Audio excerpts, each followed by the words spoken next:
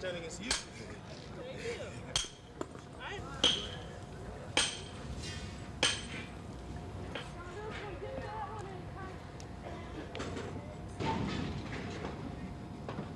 There you go.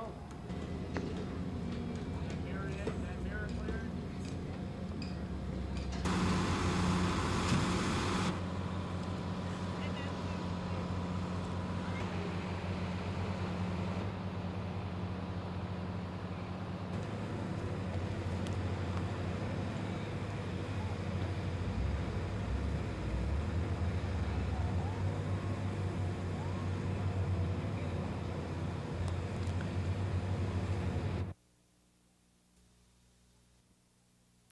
Dr. Randolph prefaced the discussion by talking about funding cutbacks and faculty layoffs at other universities across the country, but he says that's not happening at Alabama State. Dr. Randolph says the ASU faculty is expanding, the school is getting more than its share of grant money, and it's proud of its computer operation systems, which he boasts is among the most advanced in town. Now, Dr. Randolph says the predominantly black institution is concentrating on the quality of education, which includes changes and additions in the school's curriculum. He says plans are being made for a new radio station, a new auditorium for the Fine Arts Department, and the Hornet basketball team may be playing NCAA Division I schools like Alabama and Auburn within the next few years. One JC was concerned about the school's teacher education program.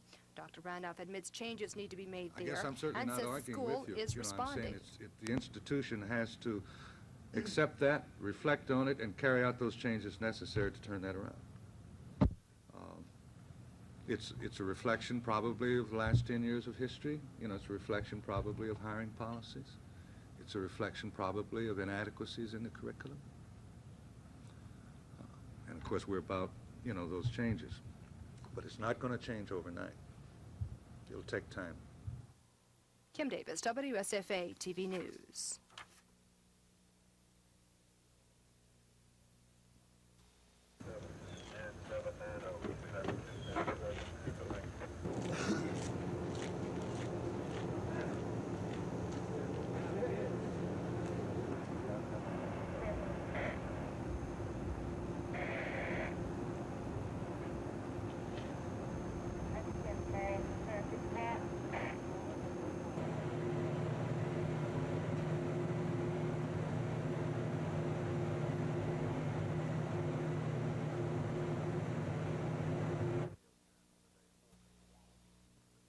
This was the only appearance of the day for Mr. Wallace, and it fell more into a social visit than a political appearance.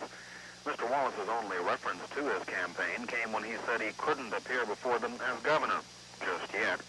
The former governor drew his text from his quarter-century membership in the Masonic family. Mr. Wallace called on the audience to perhaps change their membership policies, encouraging them to at least double their ranks, become a controlling force in a national religious revolution.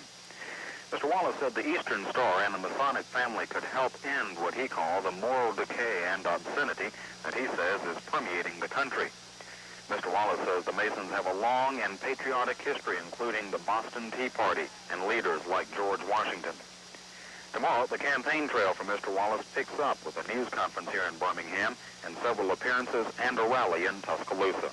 Chris Grimshaw, WSFA TV News with the Wallace campaign in Birmingham.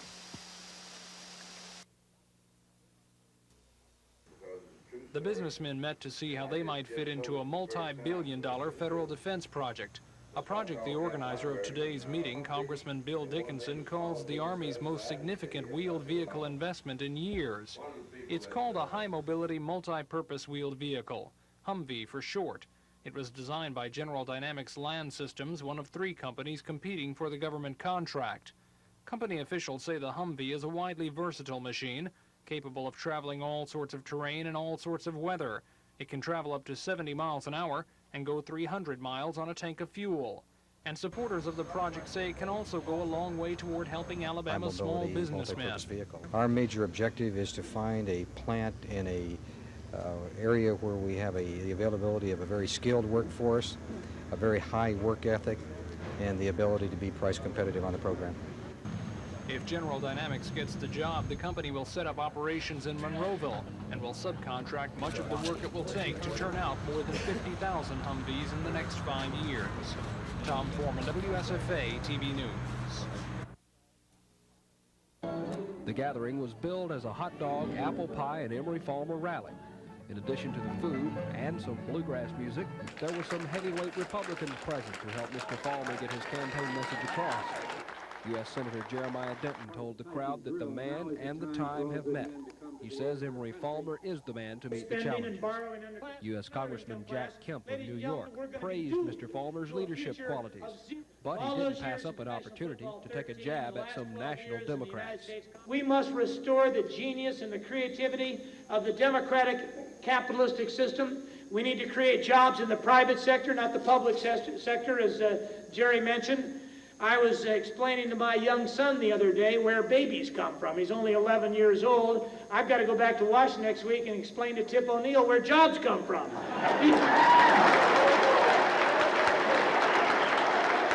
Mr. Falmer, who received the moral majority's endorsement for governor, told the crowd that earlier in the campaign, he asked if it was God's will that he be governor.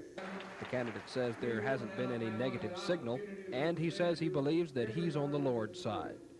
In the morning, Mr. Falmer will be in the Monroeville area to meet and talk with textile workers. Dennis Latham, WSFA TV News with the Falmer campaign in Huntsville. Tonight's 35th birthday celebration in Montgomery would have made the founding fathers of the Air Force proud. Better than 1,200 military and civilian personnel turned out to wish the Air Force well. There was a little bit of everything at the Montgomery Civic Center: balloons, an art display, food and music, and of course, military ceremony. But the main attraction was a former Air Force colonel and now Space Shuttle astronaut, Henry Hartsfield. The Auburn graduate was the pilot on the 4th flight of the Space Shuttle Columbia. Hartsfield told the audience, during the next several years, we're going to see an explosion in space travel and exploration. Hartsfield said one of his favorite pastimes in space was Earth watching. From orbit about the Earth, you have a view of space that's unparalleled, a view of the Earth that's unparalleled, and a view of space that's unparalleled. Let me tell you, the Earth is a beautiful place. I never had so much fun in my life looking out the window at the Earth. In fact, my commander reprimanded me a few times for spending too much time at the window. So I'd have to use part of my sleep period to look at the Earth. But it is beautiful, and I hope that someday some of you folks will get an opportunity to look at it. Certainly, our children will. I envy them. They're growing up in an exciting era. Don Phelps, WSFA TV News. Is also magnificent. From orbit, scientists can have a view of the heavens.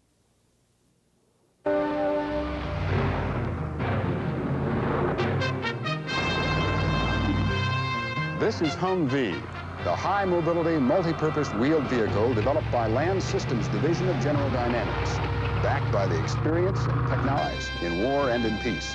Solid truck experience, second to none. Terrain and weather conditions.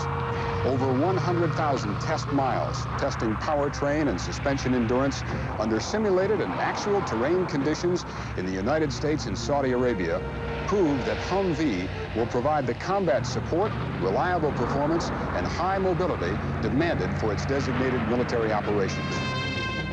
High mobility and rough terrain, and get into tight spots, in and out very fast for the military. The Army's current tactical wheeled vehicle inventory, including the quarter-ton Jeep, the half-ton Mule, and the ton-and-a-quarter Gamma Goat. Okay, the Humvee looks like a truck. It is a truck. Well, what's the purpose of that? Well, the purpose of that, it can carry large and heavy payloads. How did you build it? It's built on a truck frame, built 160 horse at 3,200 RPM. Sounds like a fairly strong engine. Plenty of power when you need it, which gives you a four-wheel positive drive on it. Should be fairly easy to drive then. Yes, it is. It's got power steering, power brakes, good visibility. How about rough terrain? The rougher the terrain, the better. Fred was telling me about the cargo capacity of the Humvee. Enough to be agile then. Yes, it is very good off-road. How about the weight of the vehicle and what it'll carry? The vehicle weighs 5,000 pounds and has a payload capacity of 3,500 pounds. Air mobile? Yes, it's very transportable by air. So now on open road, And the range with a full tank? Top it off with full 23 gallons, so you can go a little over 300 miles. The key to this vehicle, though, is how it handles off-road.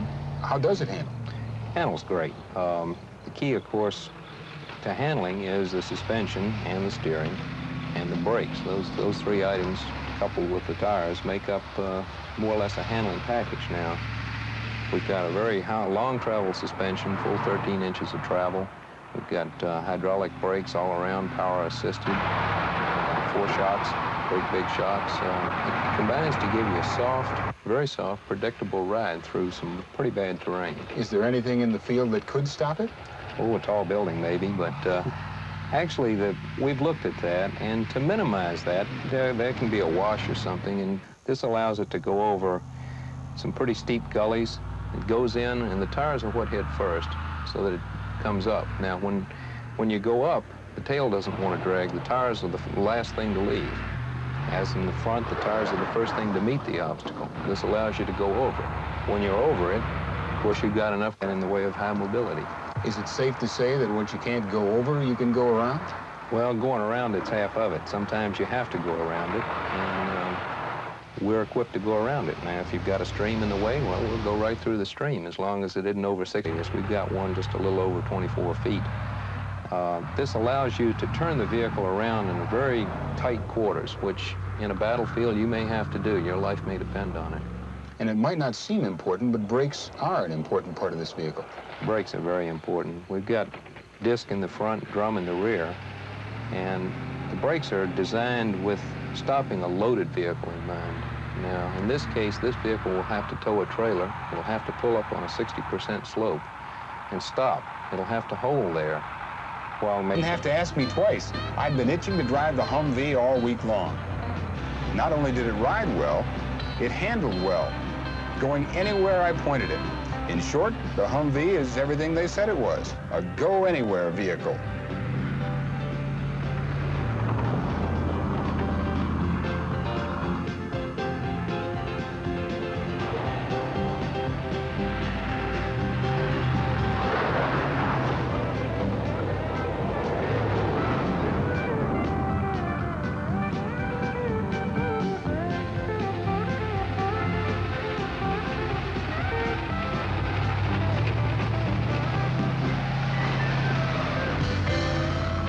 Humvee is ready to go. The Humvee has shown itself to be without equal in mud, sand, shallow water, snow.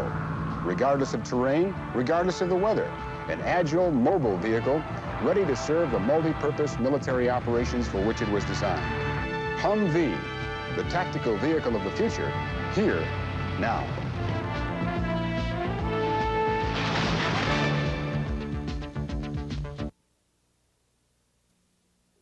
The big difference here, I think, between the United States Football League and the World Football League or any of these other ventures has been very simply, of course, obviously we're going at a different time of year when we have not only the pro fan available to us, but the college fan, the high school fan.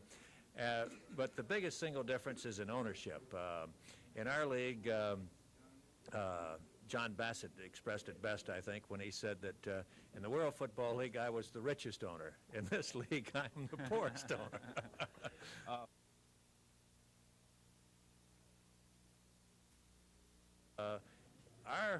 And we feel that we can do this very competitively with the NFL, even though our revenues obviously will be far less than the NFL during our early years. And the reason for this is very simple arithmetic.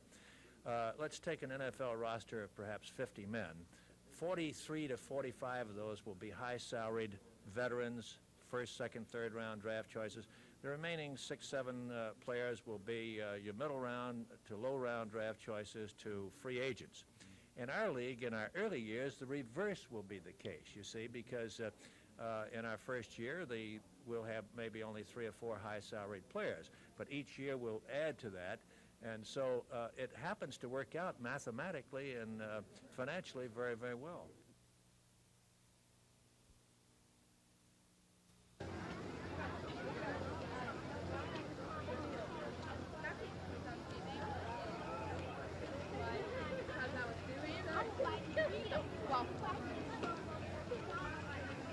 I wouldn't have let it, but I come back and see my...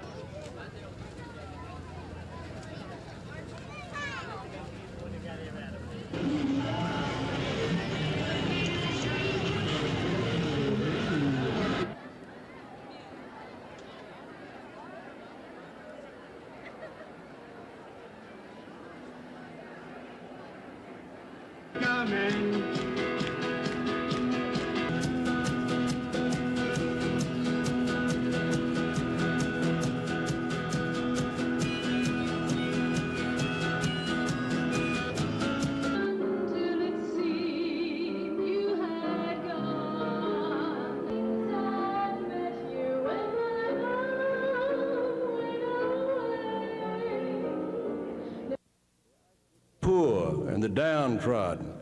They actually carry out the admonition of Jesus.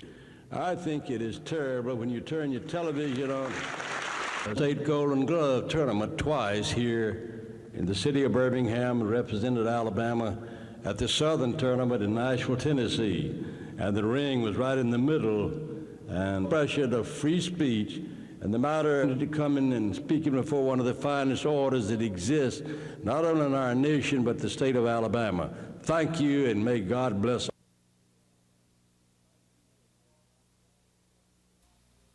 Implemented or in the process of being implemented.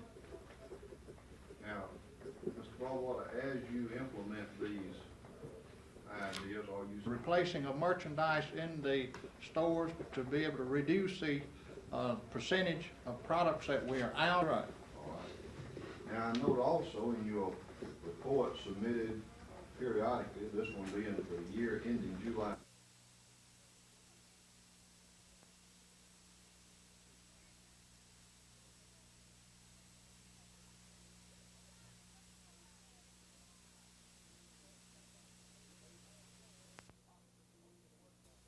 Be able to possibly Republican Emery Falmer told this crowd at a restaurant in Monroeville that George Wallace's refusal to debate him is an insult to the League of Women Voters who are sponsoring the event. He says the governor's race comes down to a question of leadership. Mr. Falmer asked those present if they wanted a leader who won't appear before the public. Once again, he called Mr. Wallace a chicken for not debating. Later at a news conference with 1st District Congressman Jack Edwards, Mr. Falmer was asked to elaborate on his statement about public appearances. Well, I would let you look at my schedule and perhaps compare it to the schedule of my opponent, and I believe that you will find that I am appearing before the people and taking questions and letting them ask me and give me advice a great deal more than he is. And personally, I enjoy it. The candidate speculated that his opponent, George Wallace, has something he doesn't want to discuss. The Falmer campaign moved on to Peterman, Alabama, to visit with employees of a local agricultural firm. Mr. Falmer told some local farmers that as governor, he'd work to create better markets for the farm commodities they produce. Yes, sir. Howdy. WSFA TV News with the Falmer campaign in I just want a person to come by and ask you to vote for me and tell you how to. Mr. Wallace was asked about the anonymous contributions during a news conference on the front steps of the Jefferson County Courthouse. Mr. Wallace says his aides told him a majority of the money came from contributors in the Montgomery County area who didn't want their names associated with the Wallace campaign. I didn't want to throw the money away, and I didn't want to eat it. I didn't know what to do with it. I didn't know who to send it back to. So we went ahead and honestly reported it because it was anonymous, because I don't know why it was anonymous, but it's all mostly from Montgomery County and the city of Montgomery. The news conference was called to reveal the endorsement of Mr. Wallace by Jefferson County Sheriff Mel Bailey. And in his acceptance speech, Mr. Wallace said there were other law enforcement officials, including some in Montgomery County, who supported him but couldn't say so publicly. Mr. Wallace says his comments of anonymity among Montgomery County supporters isn't a reflection on his opponent. Well, I don't think any such thing. I would not dare have such a thought about such as that someone gave money anonymously because they thought pressure would be put on them. No. Mr. Wallace says he isn't bringing up his opponent's name in this campaign because he says he believes in talking about the issues and not the candidates. But that's not the case for Republican Emery Falmer, who today blasted Mr. Wallace for not taking part in the Alabama League of Women Voters gubernatorial debate. Dennis Latham has more.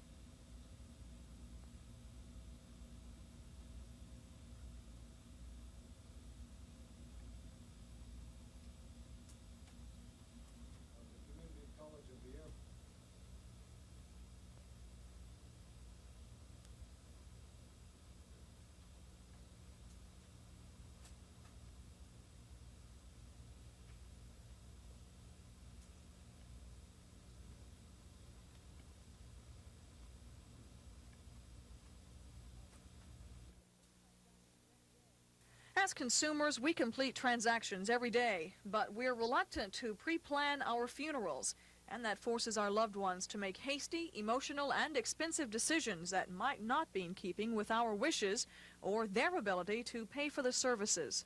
We feel that when pre-arrangements are made, that a person is able to make their own choices if they so desire.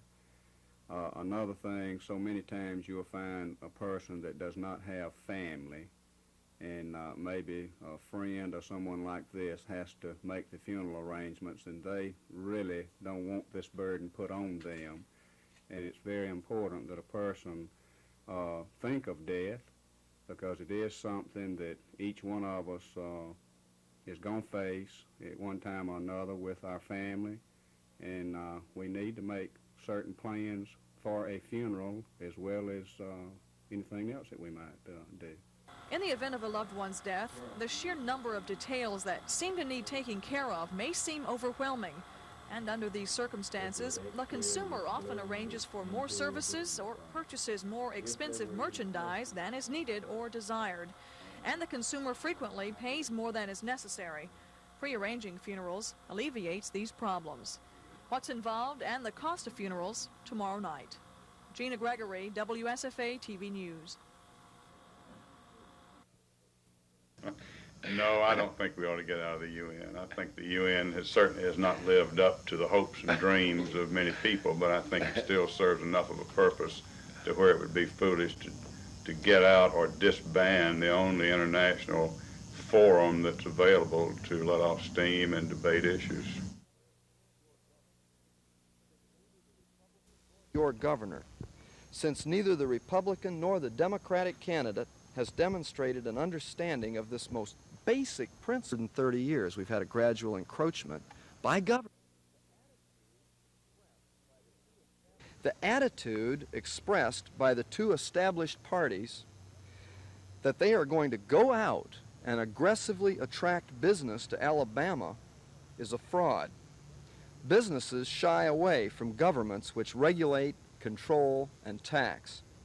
When a free climate for business exists anywhere in the world, business will aggressively find it. Business wants to make a profit. Profit is what motivates people to produce.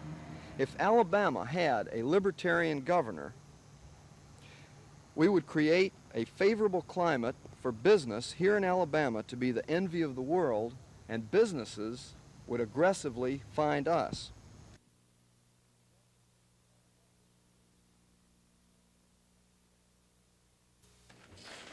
The liquor store employees were supposed to be laid off September 30th, the day before some supervisors testified, started the busiest time of the year for ABC stores.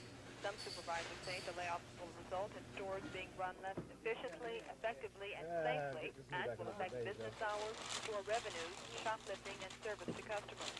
Most of the supervisors and some managers testified they were not consulted or informed about the layoffs by the ABC board prior to the August 18th notice. Some said they heard rumors and learned about the layoffs through the media.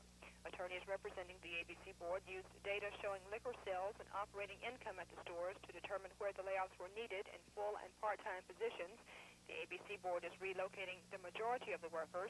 Former board administrator handling of administrative affairs as well as our handling of the regulatory affairs. Once their employment choices are exercised, about 90 workers are expected to be unemployed, and the state is likely to save about $5,000 per calendar day, according to ABC board officials. Board member Dr. To give better services required, if the layoffs were that's the thing that you're going to have to resort to at the time that you've got all of your factors ready, you've got your other extenuating factors ready at that time, then that's the time to have the layoff, not at the season of the year. During the tooling up season, we do it in our grocery stores during the holiday season. So it is not considered a bad business practice to take on a few people when you need them. And the court heard arguments for more than an hour this morning to determine whether or not the governor's crime package is valid. Some say the package was voided when James took more than 10 days to deliver it to the Secretary of State's office. We're arguing for the state, Assistant Attorney General Joseph Marston. That it's absurd to, in effect, allow a clerk who didn't get to the Secretary of State's office on time to veto the people, the legislature, and the governor. For William Ely, the man appealing the case, Attorney Edward Because Parker. Governor James' office failed to file this bill along with the other 108 bills comprising the crime package before 10 days after adjournment, then that failure makes not only this bill but all bills unconstitutional. There's no determination when the appeals court will issue an opinion in this case. This is Norman Lumpkin, WSFA TV News, reporting from the Alabama Court of Criminal Appeals. The request for the club liquor license came from T.P. Crockmeyer's, a restaurant on Kalmar Drive not far from the Eastern Bypass. The club liquor license will allow Crockmeyer's to sell liquor to club members on Sundays, and an attorney representing Crockmeyer's says there's nothing wrong with that. They understand what the law requires of them in operating a club, that it is not open to the general public, that it is open to members only, that rule and plan of operation will be adhered to 100%. However, several people who live in the area around Crockmeyer's disagreed, citing statistics about the problems and dangers associated with alcohol and suggesting that the restaurant will probably sell to anyone who wants to buy on Sundays. And Sunday should be at least one day out of 7 when we're spared from drinking drivers on the highways. Councilman Bill Nunn asked the council to vote the license down, but the council went instead with a motion by Councilman Joe Reed. The motion carries and the application has been approved. Shortly after that, the council again heard from citizens opposing another liquor license request, this one for a package store on Fairview Avenue. But no action was taken on that because Councilman Mark Gilmore would not vote to suspend council rules and consider the matter. That prompted an argument between Mr. Gilmore and Mr. Nunn. Chill my face, no more. As long as I'm down. You ain't causing me down here. That license request will be voted on next week. Tom Foreman, WSFA TV News.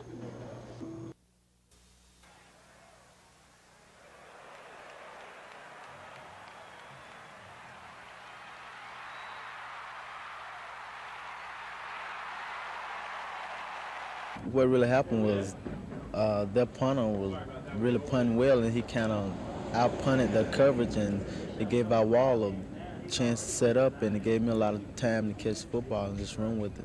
Think you're going to score on that long one? I thought I was, and I didn't see the guy on my right, and, you know, he kind of knocked me out of bounds. Got to go on the road now with a bunch of rookies. This is going to be a job for you upperclassmen to help them along, isn't it? Yes, you know, it's going to be a change from not playing in front of our home crowd, and, you know, we just have to take it as it comes, and maybe when the game comes on, they'll forget about the crowd.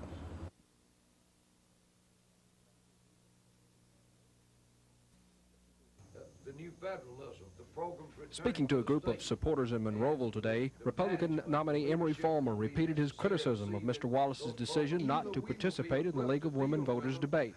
Mr. Farmer says the Wallace debate refusal is an insult to the League members, and he asked those present if they wanted a leader that won't appear before the people.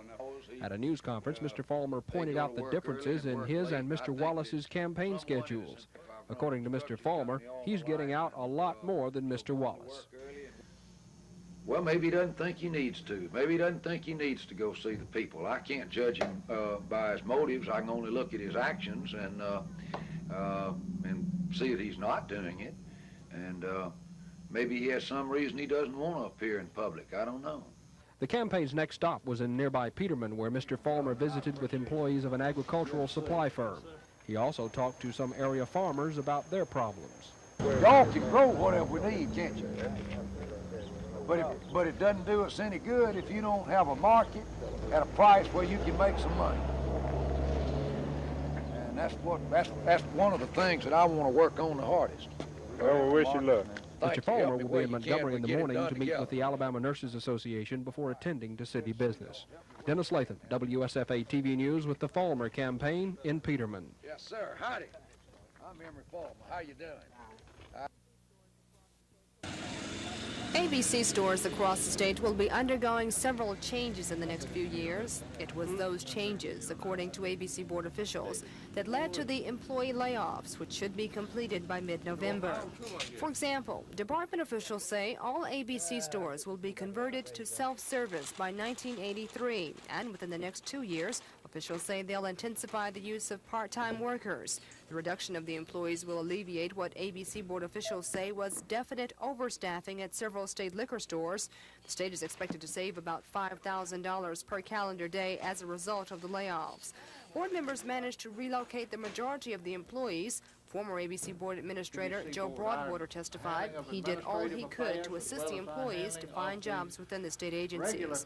But the relocation of several liquor store workers, along with some being switched to part-time employment and others unemployed, was one of the major concerns for attorneys for the employees. Attorney Frank Cassie said, quote, "Some things might be penny wise but pound foolish." But ABC board attorney Winston Legg says the department's layoff procedure was done fairly, in a business-like manner, and in the best interest of the state. After the personnel board ruled the state did act in good faith, acting chairman Dr. Velma Blackwell says her major concern was the way in which the layoff news was communicated. Some supervisors testified they were never contacted or informed about the layoff plan. Kim Davis, WSFA TV News at the State Personnel Board. You disappointed about television, that Auburn hasn't been on TV so far? Well, you know, I'd like for us to have been on, and but I still say if we win and we deserve to be on, then I think we'll be on. I know we're going to be on against Alabama at the end of the year, and if we win between now and then maybe we'll be on against Florida, Rutgers, or Georgia, or somebody.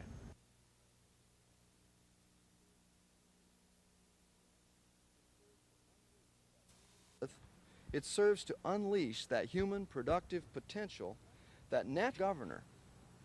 When government is forced to acknowledge the liberty, which is ours to begin with, it was a gradual thing. It's just a creeping thing. We had liberty when the country was founded, and then over a period of, I'd say the last 130 years, we've had a gradual encroachment by government. Now, liberty's not taken away by fellow human beings. It's encroached by government, and it's a creeping thing. They take a little here and they take a little there. The legislature takes some, the court system takes some, and the executive branch takes some. As a consequence, we're just a totally regulated and controlled people.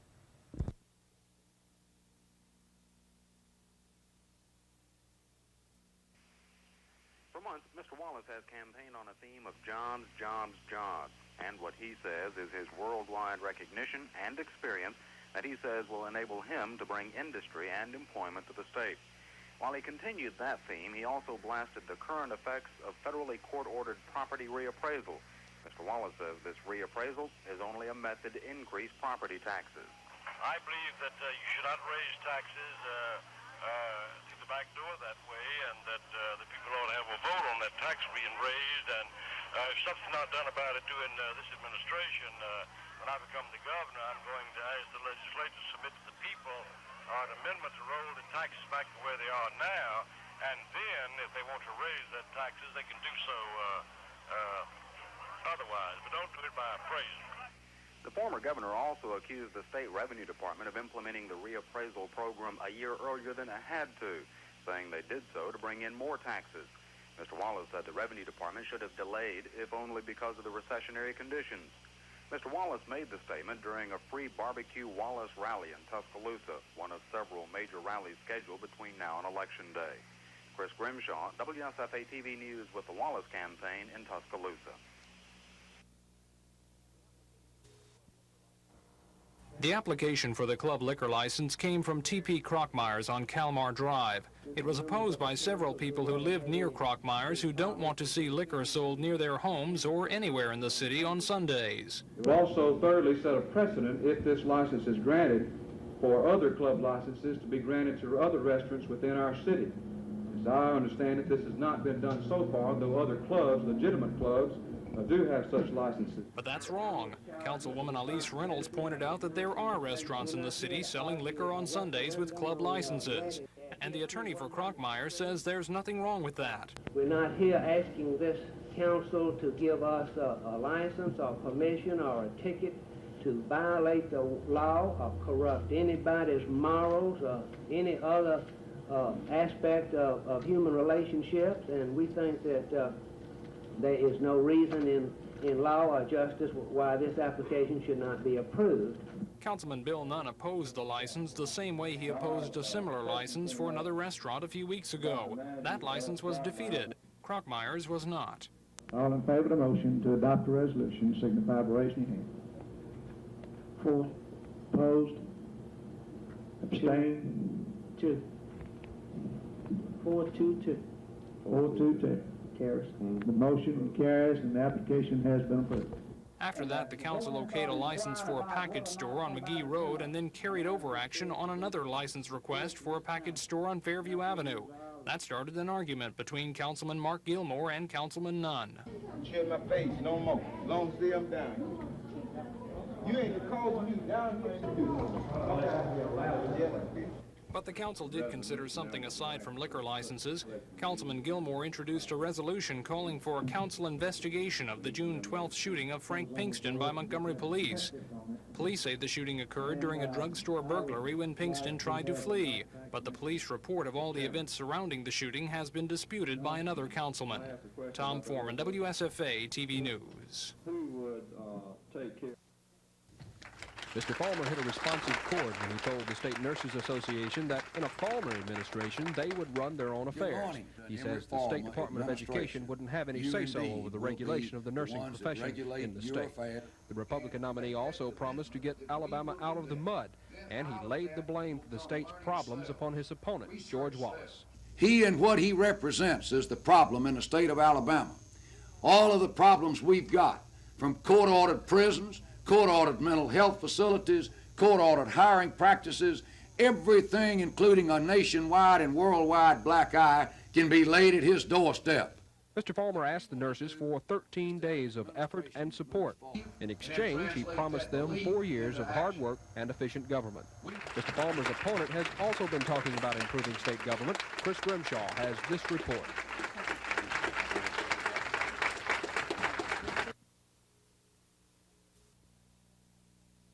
Defense attorney Jack Smith had told Judge Byrd that the day Weeks was convicted, the state's chief witness, Jewel Martin, rode to the courthouse with 2 other jurors. One juror said she did not know the witness. The other said she recognized her but didn't talk to her on the way to the courthouse. One of the jurors turned out to be an alternate. Attorney Smith filed a motion for a mistrial, but Judge Byrd denied the motion, and Weeks was later sentenced to die in the electric chair.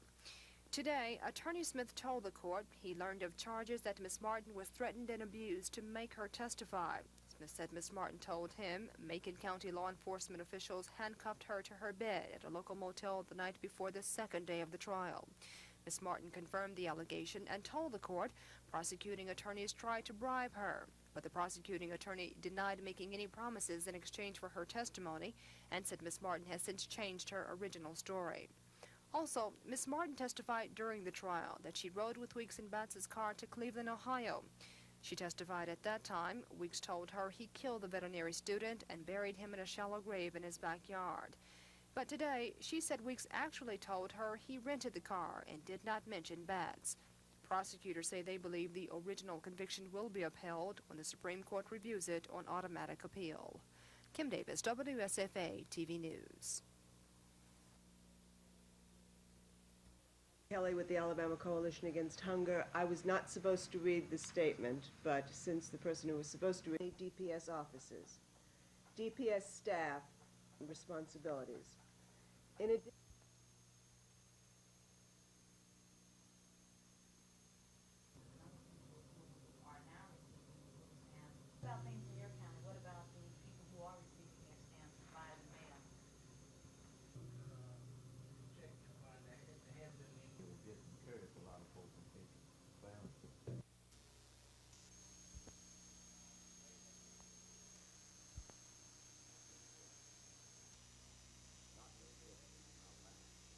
not Mr. Dickinson from Alabama.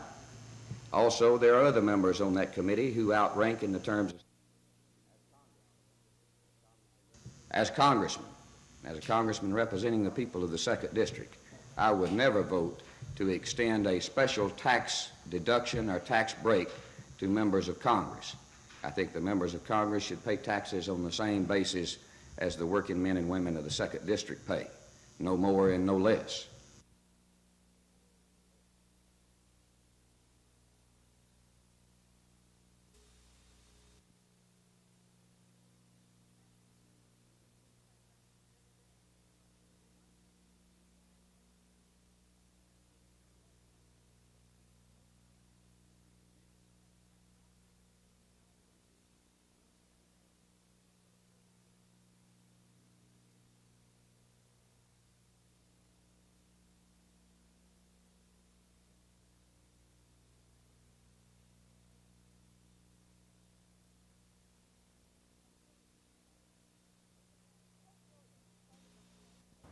Tate Williams, the plaintiff in the case, is a black man. He sued the city and the fire department for reinstatement on charges of racial discrimination. He said while he was convicted of a felony and fired, 2 white fire persons convicted of similar felonies were retained. He said that denied him equal protection under the law, and the court agreed. The defendants in the case are the city, the mayor, the fire department, and Chief Sutherland, the city-county personnel board, and 3 of its members. All are white. The facts in the case show that the fire department has had, in effect, a policy that required the dismissal of any fire persons convicted of a felony. In August 1976, 2 fire persons were convicted of felonies, placed on probation, and fired. But the 2 men appealed their dismissals to the personnel board and were reinstated. Unlike the other 2 men, when Williams appealed his case to the personnel board, his dismissal was upheld. And in his order, Judge Thompson says that the plaintiff's right to equal protection was denied.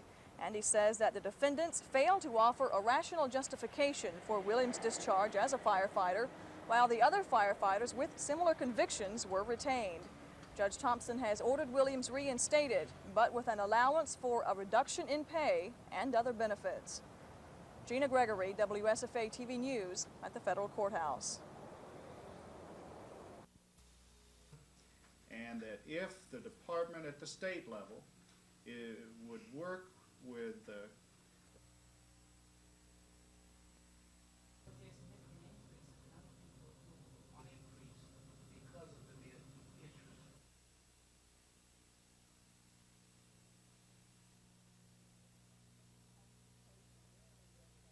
transportation in West Alabama is very, very poor.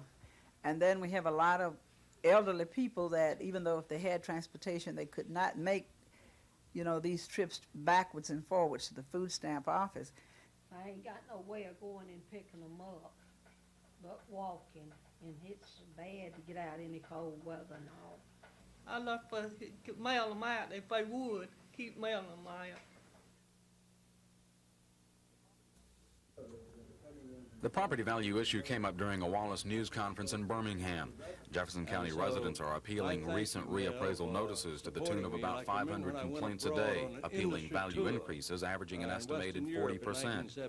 Mr. Wallace briefly addressed the situation in his news conference in Birmingham, but waited until an evening barbecue and rally in Tuscaloosa to take a definite stand. If something's not done about it during this administration, when I become the governor, I'm going to ask the legislature to submit to the people an amendment to roll the taxes back to where they are now, and then if they want to raise that taxes, they can do so otherwise, but don't do it by appraisal. And Mr. Wallace accuses the State Revenue Department of being over-anxious in implementing the federal court-ordered reappraisal program. They didn't have to reappraise until next year, but the Revenue Department just wanted more money. Well, I can understand that, but we're in a recession now, and we just can't be getting money out of people when they don't have it. Mr. Wallace has picked up his campaign during the last week and has scheduled a number of rallies similar to this rally in Tuscaloosa during the next 2 weeks. Tonight, the former governor will attend a Democratic rally in Auburn. Chris Grimshaw, WSFA TV News with the Wallace campaign in Tuscaloosa.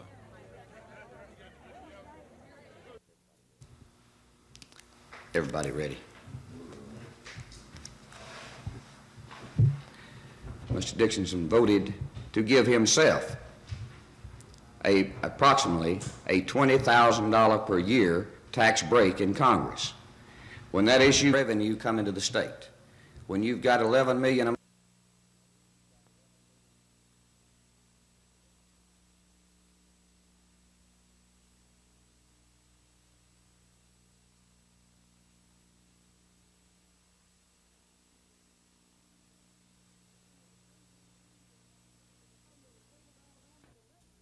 Of the state of Alabama and the next governor of the state George of Alabama. Wallace lost Lee County in both the primary elections this year. He came in second to George McMillan in the September 7th primary, collecting only 4,800 of the 14,500 votes cast. He lost Lee County to Mr. McMillan in the primary runoff 2-1. But tonight, the former governor was out to win some friends in Auburn. We're going to continue to progress in public education because I've been good to Auburn University, and I can tell you this, that when I was governor, we did more for Auburn University than any governors had ever done in a comparable period of time. Mr. McMillan didn't attend the rally, but the Lee County Democratic Party chairman, Claude Layfield, says McMillan didn't forget his promise to support the Democratic ticket. He's backing the ticket and backing Wallace, and he want all his friends here in Lee County to vote for him to vote the Democratic ticket. Mr. Wallace delivered a long speech, a collection of his strongest campaign comments ranging from his years of experience, aid to education, tough stand on crime, all, he said, accomplished while he said his opponent was becoming rich off construction work on million-dollar federally subsidized housing projects. But the Republican nominee, Emory Farmer, is saying about all Mr. Wallace accomplished in his administration was create a bad name for Alabama. Dennis Latham has more.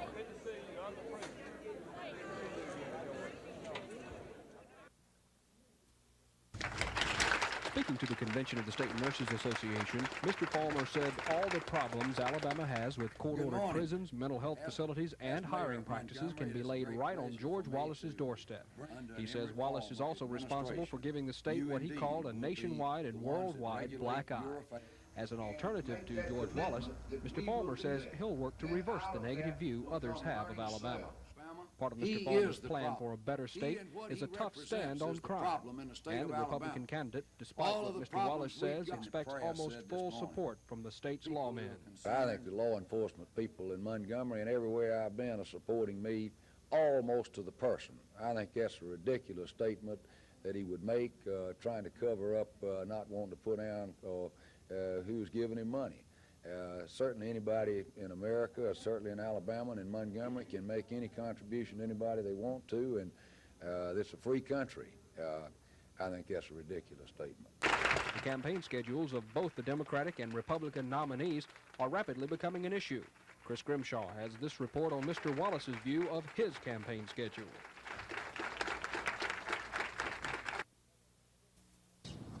When it landed on last July the 4th, the president said, we're going to have to move into missile attack. As a consequence of that fatal decision, 4,000 approximate figure, our state recent poll indicated that fiscally, economically, it's peanuts compared to what we're spending. $220 billion a year for the defense system now.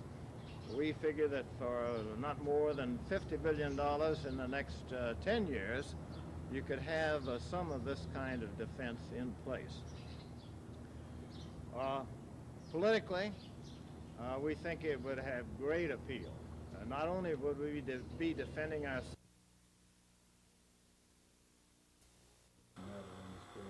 Guilt is a normal emotion commonly present when funeral arrangements are being made, and these feelings may prompt the consumer to order nothing but the best, when maybe something less than the best would do just as well and be less expensive. Many consumers don't realize they do have a wide choice when it comes to arranging a funeral. Many funeral homes provide consumers with almost everything they could need. There are viewing parlors if the family wants an open casket for friends to view the body, chapels for the actual funeral service, and of course, a wide selection of caskets with almost as wide a variety of prices. Funeral homes also sell clothes to dress the body. The costs of all these usually come in a package deal that a funeral director will discuss with you. But decide which of those services you really want and really need. There may be no need of a casket if cremation is preferred, or embalming if burial is within a couple of days after death. The average cost of a funeral, well, it can be anywhere from $150 for cremation to $5,000 for a traditional service with a top-of-the-line casket. A good idea for a bereaved individual planning a funeral is to take a friend along and trust his advice. Also, before going to a funeral home, find all the important insurance papers, wills, or other documents that might have an effect on the type of ceremony you select. Gina Gregory, WSFA TV News. And that if the department at the state level would work with No way of going and picking them up, but walking and hit. Mail them out if they would. Keep mailing them out.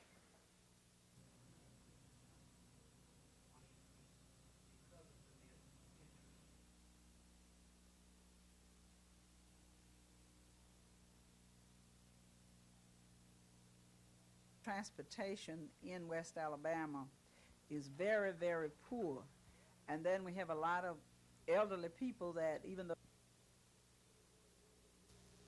health workers here know and state workers know. Former Governor Wallace barely acknowledges his Republican opponent's name, much less any criticism leveled by Mr. Palmer. But Mr. Wallace has been addressing some of the allegations made by the Republican nominee. For instance, Mr. Wallace's physical ability to hold office. And we elected the President Franklin Roosevelt 4 times in a wheelchair. You don't govern Alabama with your legs, you govern it with your head. And you know, I thank And earlier, Mr. Wallace was asked about the apparent imbalance in campaign appearances when compared to Mr. Palmer. Former Governor said he was campaigning as much as he could. Looking at Mr. Wallace's campaign schedule this week, he has 8 appearances between Monday and Friday. Only one of those days contains an appearance before 6 p.m. The balance of the schedule is made up of evening rallies. Mr. Wallace does conduct a number of private meetings during the day with supporters. But even this comparatively light schedule is heavier than it has been in the last few weeks. But Mr. Wallace doesn't feel the number of appearances by either candidate will have any bearing. And I don't want to make any reflection upon my opponent at all, because he's a fine, good man running for governor, and I might say he's getting ready to run. You know, like Jim Bolton used to say, my opponent's just getting ready to run, you know. This is a tune-up time. Chris Grimshaw, WSFA TV News, traveling with the Wallace campaign. A loss at Alabama is always tough to take. But last week's upset at the hands of Tennessee hit the Crimson Tide harder than most. Many feel the goals of a national and SEC championship for the Crimson Tide may have been left on the turf of Neyland Stadium. But Coach Bear Bryant has been through this type of thing before. Like the old veteran he is, he says it's time to regroup and look ahead, because there's still a lot of football to be played. I think the players, frankly, took the loss better than coaches. We'll find out whether we're going to use a stepping stone or not Saturday. A lot of teams that I've been around lost games and come back and did real well. We've got a hard road to go now. We have to depend on other teams instead of just winning outright ourselves. We feel like we got a good chance, but we got to win the rest of them. Like Coach Bryant, we had a meeting yesterday, and Coach Bryant was telling us that we're still in the races. We still got a chance to win the national championship title. So that kind of boosts everybody up, and we just got to take each one of these games that we have left serious. And like you said, you don't lose much around here. When you lose, it's pretty dramatic. But hopefully, like I said, we can pick it up from here and use it as a stepping stone. The next step on the road to recovery for Alabama is this Saturday in Tuscaloosa against Cincinnati. Kickoff for homecoming at Bryant-Denny Stadium is 1:30. Rick Ponds, WSFA TV Sports. Heavy rain was imminent as the Cardinals took the lead on Willie McGee's grounder through the legs of Milwaukee's Robin Yount. St. Louis led 1-0. Moments later, Tommy Hurd drove this Don Sutton pitch to the right field wall. Charlie Moore made an excellent play and throw to home, but McGee scored as Ted Simmons failed to hold the ball. It was 2-0. In the Cardinal third, Lonnie Smith was called out trying to steal home, but the replay shows plate umpire Jim Evans was wrong. Smith did beat the tag. That was little consolation to the Brewers. In the Cardinal fourth, Darrell Porter's 2-run homer gave St. Louis a 4-0 lead. And with the rains falling heavily in the Redbird fifth, Keith Hernandez finished Sutton with this homer. It was 7-0. Play was stopped twice in the heavy rain, but Commissioner Bowie Kuhn held on to finish the game. 2 hours and 13 minutes later, play resumed with the Cardinals adding 6 more runs in the 6th, the final 2, as Porter reached on Jim Gantner's error. Then 21 minutes after midnight, it ended as John Stuper got Ben Ogilvy on a fly to McGee. Stuper pitched a 4-hitter as the Cardinals forced a 7th game, winning 13-1.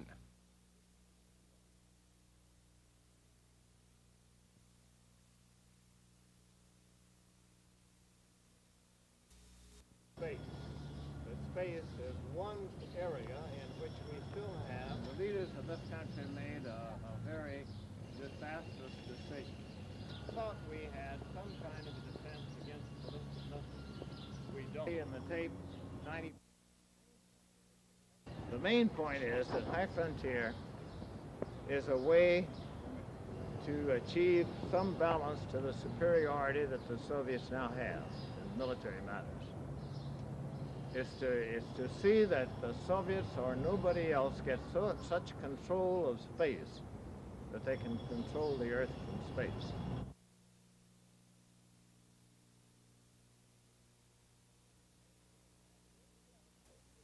Game 7, no score, bottom of the 4th, Ozzie Smith with a shot past Molitor. Robin Yount had no play. Willie McGee scores, 1-0 Cards. But in the top of the 5th, Ben Ogilvy took one swing of the bat, and it was a tie ball game. Solo homer for Ogilvy off Joaquin Andahar. It's 1-1. In the top of the 6th inning, Paul Molitor lays down a sacrifice bunt. Andahar tries to make the play at first. Wild throw down the right field sideline. Jim Gantner, who had led off with a double, scores. 2-1 Milwaukee. In the bottom of the 6th inning, Cardinals trailing 3-1. Keith Hernandez with a bases-loaded single to right center off Bob McClure. Ozzie Smith scores. Lonnie Smith follows him in. The Cards had tied it at 3.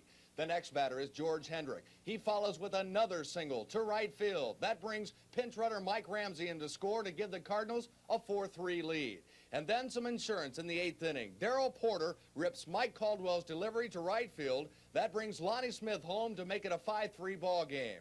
Steve Braun knocked in another run to make it 6-3, and the rest was up to reliever Bruce Suter. In the 9th inning, Suter facing Gorman Thomas. He mows Thomas down to end the game. The Cardinals go the distance and beat the Milwaukee Brewers 6-3 to win the 1982 World Series. Scott Clark for NBC News. After the game, as Baseball Commissioner Bowie Kuhn presented the trophy to manager Whitey Herzog, NBC Sports talked to the most valuable player, Darrell Porter. Well, I did okay. It was fun. I'll tell you, it was the most fun I've had playing baseball in my whole career. No question about it. It's a great feeling. Was it even fun in the 7th game, trailing 3-1, or was the tension a bit much then? No, it was pretty much fun right there, too. I tell you, it was just exciting. I mean, it's the way the series is win, and I didn't like the situation right there, but we got some people that can play this game, and you know, we weren't afraid anyway. We felt like we had a good chance to come back. We had 4 innings left. Congratulations on being named MVP. Thanks. That's just so wonderful. I can't believe it. We're coming back down.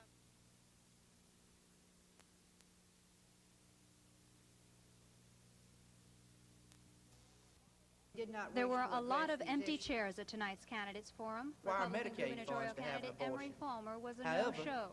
So were both candidates for U.S. Congress 2nd District and Alabama House District 81.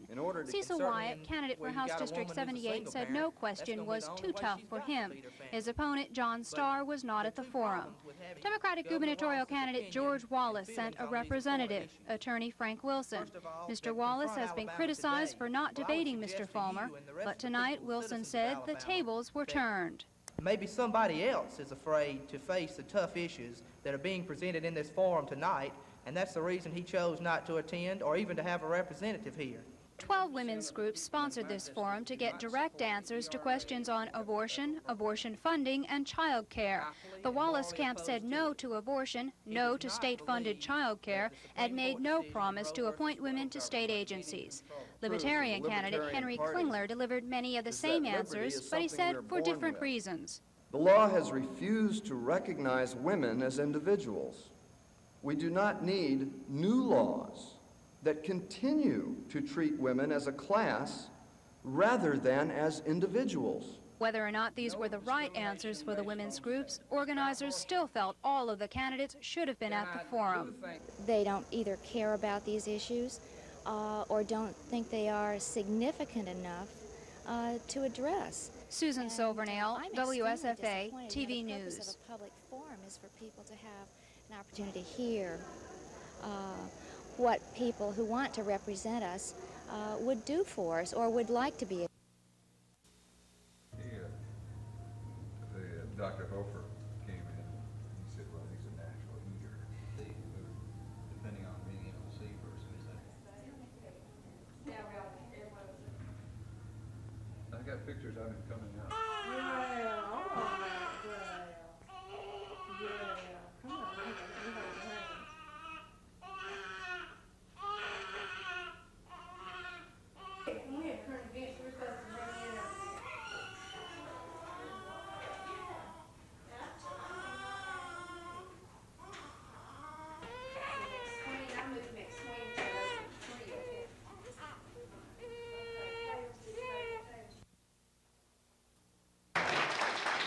At this breakfast gathering in Greensboro, Mr. Fulmer speculated about who might serve in a Wallace administration. He wondered aloud if Mr. Wallace might bring back a finance director and a building commission director, both of whom he says have served time in the state penitentiary. At a stop at City Hall in Utah, Mr. Fulmer